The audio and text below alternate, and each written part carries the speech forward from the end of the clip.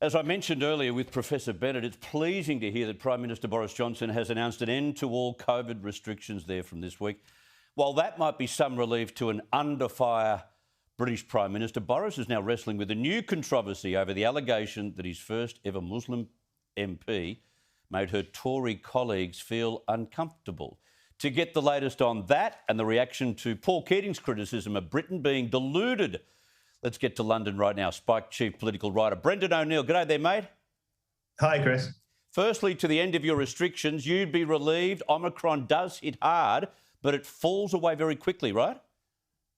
That's right. That seems to be the case. We kind of knew that from South Africa going back last year, but South African experts tended to be ignored by British scaremongers. But the same thing has happened in the UK as happened in South Africa, which is that Omicron rises very, very fast, hits a lot of people, but then it declines very fast too. And that seems to be what's happening here.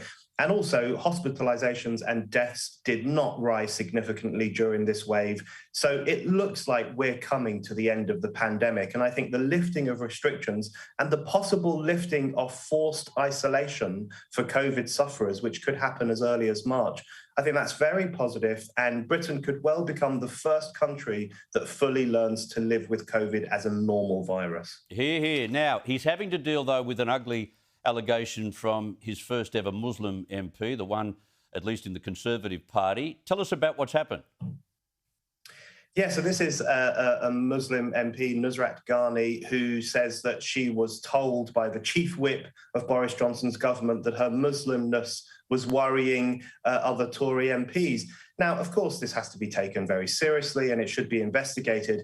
My personal sceptical view is that it doesn't quite stack up in the way that it's being presented by the media, because Boris is clearly not a racist person and he's clearly not an anti-Muslim person. He has an incredibly diverse cabinet, including people of Muslim heritage. Yeah. The woman who runs the number 10 policy unit, so the woman who's essentially in charge of government policy, is someone called Munira Mirza, who also comes from a Muslim background.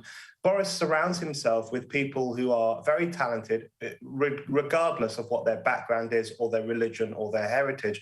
So something about this doesn't quite stack up, but it is a serious accusation. If it was said to her, it should be investigated. And of course, no one should be discriminated against on the basis of their religious heritage. Very true. Just very quickly, I've only got 30 seconds. Paul Keating's accusing you all of being deluded because you're interested in helping protect and secure the Indo-Pacific with Australia.